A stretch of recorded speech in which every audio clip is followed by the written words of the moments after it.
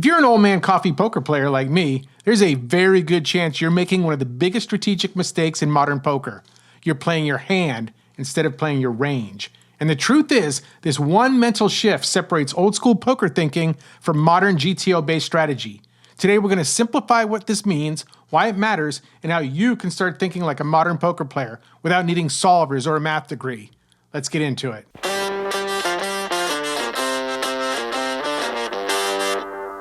Hi everyone, I'm Old Man Chris and I'm bringing you, the viewer, on my journey to learn game theory optimal concepts.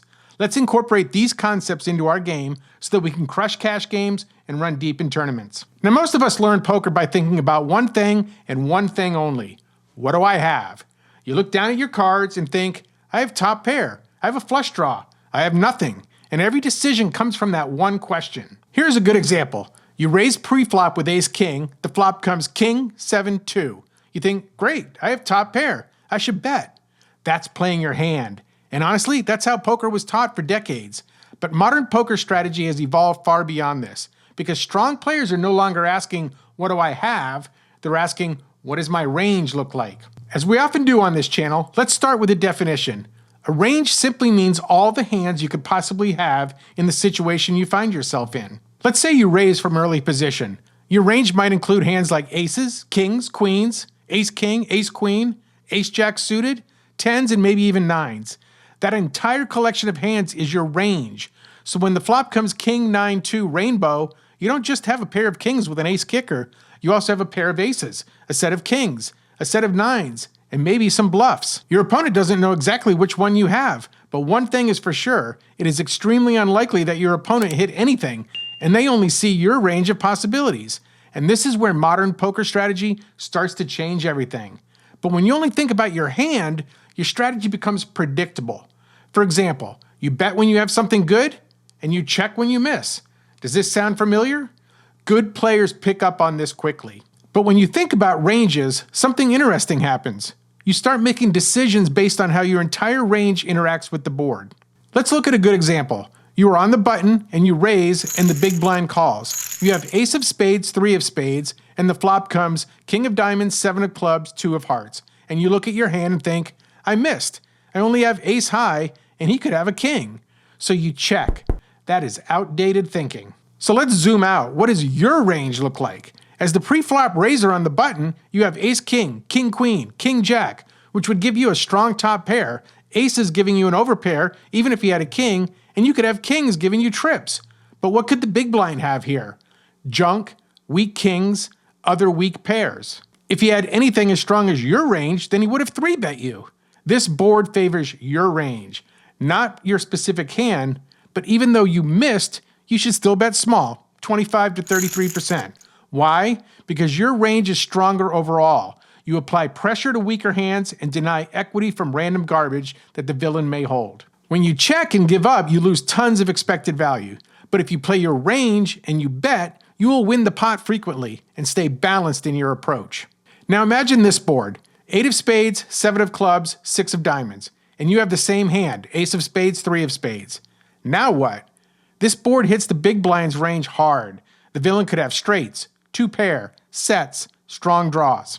Your range advantage is gone, so now you should check much more often. Your hand didn't change, the board did, and your decision changes completely. Old school poker says, I have a good hand, so I should bet.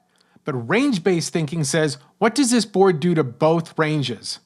Sometimes that means betting when you have nothing and checking when you have something strong. That sounds crazy at first, but there's a reason for it. You're trying to make sure your strategy can't be easily exploited. If you only bet strong hands, observant players will fold everything except monsters. If you only check weak hands, good players will start attacking your checks. So modern poker mixes things up. Strong hands sometimes check, weak hands sometimes bet, and everything starts to balance.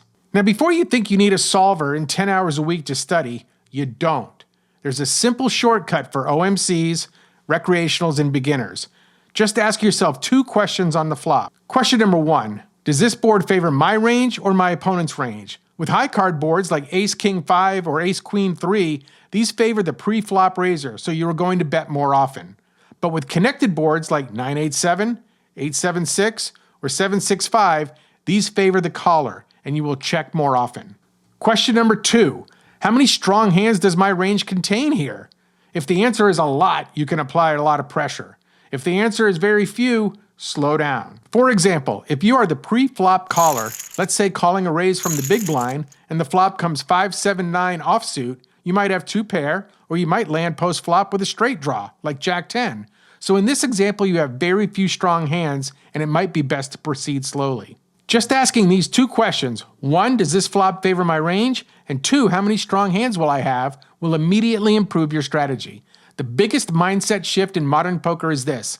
Stop thinking, what do I have? And start thinking, what does my range look like? So this is the point in the video where I share my recent results and my bankroll progress. As a reminder, I started with a 2026 bankroll of $5,000.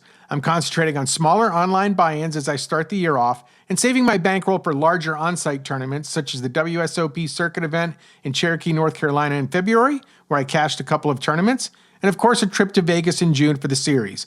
So stay tuned for upcoming travel vlogs highlighting those trips.